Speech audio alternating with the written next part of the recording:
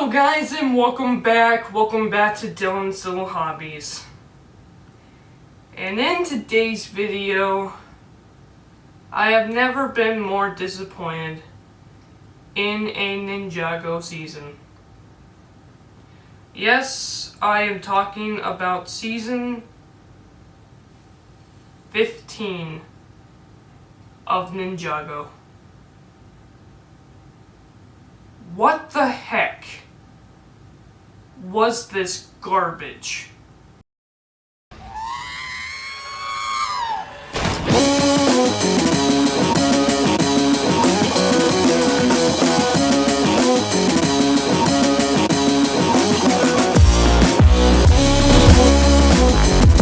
Subscribe to Dylan's Little Hobbies right now. Okay guys, so I know with my intro, as you can see, I did not like this season at all. And look, if you like this season, hey, if you love this season even, if you think this is one of the best seasons of Ninjago ever, hey, that's you. That's your opinion. That's great. Click off this video. Thumbs down it. I don't care. Let me tell you, this season was terrible. It was just so awful. Where do I begin? Oh, well, I guess I will begin with the main premise of this season. Okay, first off, Bojira? Bojira is some sort of serpent? Some sort of snake? Great, powerful snake at the bottom of the sea? Wait, what? So, she's the devourer. Like, literally, it is a devourer ripoff, and the devourer was such a better threat to Ninjago in Season 2 than this stupid thing. I'm sorry, I did not like Bojira at all. Now what would make more sense to me is if she was a dragon, because guess what? Bojira looks like a dragon more than she does a serpent. Like, what the heck? I did not like Bojira at all. So basically there is this super old myth that doesn't ever get talked about throughout all of Ninjago, apparently, just like always, right? About this great serpent that the first Spinjitzu master fought, called Bojira. The thing is, we have our girl, yep, and she is the master of water, yep, Nia, and yeah, the water powers, yeah, they actually belonged to Bojira. So Bojira is waking up. Something is weird going on in the ocean. And because of that, Nia is starting to lose control of her powers. I actually really like the premise. It is really cool. I just think it was stupid that it was another serpent. It should have been a dragon. Looked more like a dragon than a serpent anyway. But anyway, yeah, apparently because the first Spinjitzu master was not the master of water, it was indeed the master of Bojira, so Nia is starting to question herself whether or not she is a good guy because she has the powers of Bojira, and of course she is just on edge. And granted, the whole thing of her being on edge, that's typical Nia, really, especially in these later seasons. Like, I really feel like in the earlier seasons, yeah, she would be annoyed, she could get on edge, but now it's really like, god dang. You okay, Nia? You seem to be losing a little bit of your sanity, because she is really losing it. And she just gets angrier and angrier, and because of that, her water powers keep going up and getting worse and worse and worse. To the point where they hope that the only one who can hopefully maybe teach her how to control her powers again would be her mother. Which I'm really happy they brought back Kai and Nia's parents. Like, we haven't seen them in forever. That was the best part of the season, was actually Nia's mother. and Nia's brother comes back, tries to help her out with her powers.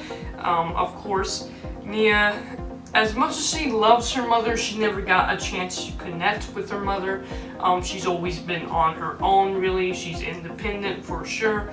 And they kind of butt heads a little bit throughout the season, and it's actually really fun to see. I really did enjoy the whole thing between Nia and her mother. I think that part was great.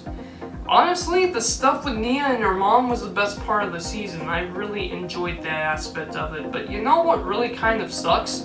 We're supposedly building up to Nia's sacrifice, and yet we're not building up her relationship with Jay. And look, I'm sorry, but I said it all with these last 5 seasons. Jay and Nia don't really feel like a couple in these seasons. That bothers me. I feel like they should have at least gone on one date or something to confirm to me that they actually are a couple together. It's really kind of annoying. But I can tell you what, by the end of the season, seeing Jay freak out that Nia was sacrificing herself, turning into water and everything, that was Jay perfectly. That's the Jay I want. That's the Jay I remember. Not this stupid Jay that I just don't like. And yes, he is very foolish. And look, I'm not saying we need Jay to try to save Nia or sacrifice himself all the time, but Jay's not that big of an idiot, and yet he keeps making the stupidest mistakes in the series because the writers just can't write him correctly, in my opinion. I swear, after season 10, you just can't write Jay correctly anymore, I guess, because literally, season 6 to season 10, Jay is actually a really great and written character. After that, he's a joke. I don't like him. I didn't like him in the original couple of seasons either. I have had an interesting relationship with the character of Jay because it's been off and on. I've either hated him or I liked him. I've never just loved him or anything like that. Oh my god. Because of course this is Nia's season. So what we got is we got this fish guy. Yeah, literally. Now we're dealing with fish guy. What is this, Aquaman? We got this fish guy and I don't even care what his name is. Look, he is literally just the villain of Aquaman. He's the son of the king, and he wants to literally take control over the land. So that is his whole deal, and he thinks that all surface dwellers are disgusting and evil and beneath him. So he wants to rule them all, and he wants to awaken Bajira so that he can have the powers to do so. Literally, this is the plot of Aquaman. What the heck? And Ninjago, nonetheless. What the heck? Okay, and I'm sorry, he is a ripoff of Scales, and not a very good one either, because at least Scales had some charm to him. This guy's annoying. This guy is legit annoying. I just don't like the villain of this season at all. And, God, eventually he takes control of Bajira and attacks the town. Great. What can I say? Eventually, Nia has to sacrifice herself to save the day. I turned it off as soon as she turned into water. I know she wins the day. I know she goes back into the water as a dragon. I don't care. What an awful, awful story. I mean, I liked how it started off as. The season actually started off with, Lloyd's mother and a couple friends of hers disappearing into the forest, searching for an island. So they actually go to this island and they find out that on this island there's a whole bunch of people who are indeed trying to protect a special water power jewel that belongs to Bojira. If the water power jewel was ever granted back to her, she would wake up and use her powers again. So they have been tricked by, actually, I really liked this twist. They were tricked by someone we know. Yep, he's back, and he's just trying to mess with them and trying to get his money and riches again. And yep, the ninja come around and they try to save the day, and they at the end they capture him for his wrongdoings to the people of the island, and they give the islanders back their precious stone that belongs to Bojira, believing Bojira could never be awakened. I liked the beginning of this season, but of course Bojira had to be awakened, and instead of some type of dragon, it was some type of snake. Literally the Devourer. I can't stand this. Honestly, it's just such a poorly done ripoff.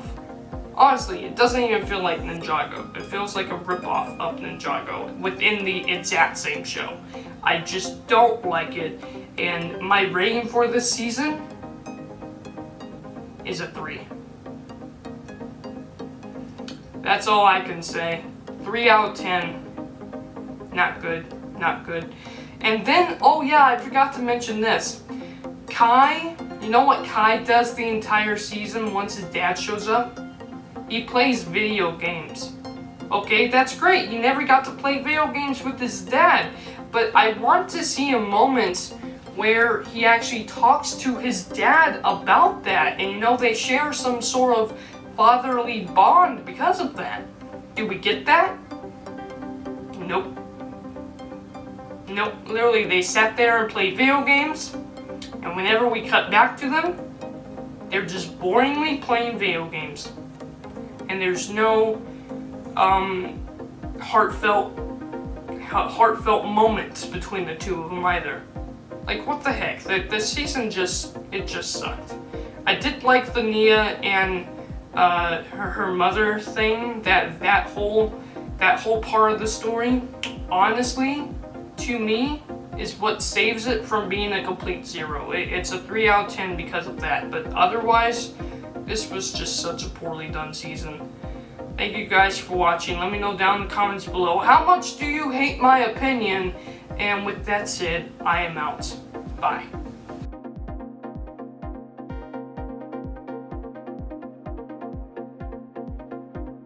Subscribe to Dylan's Little Hobbies right now.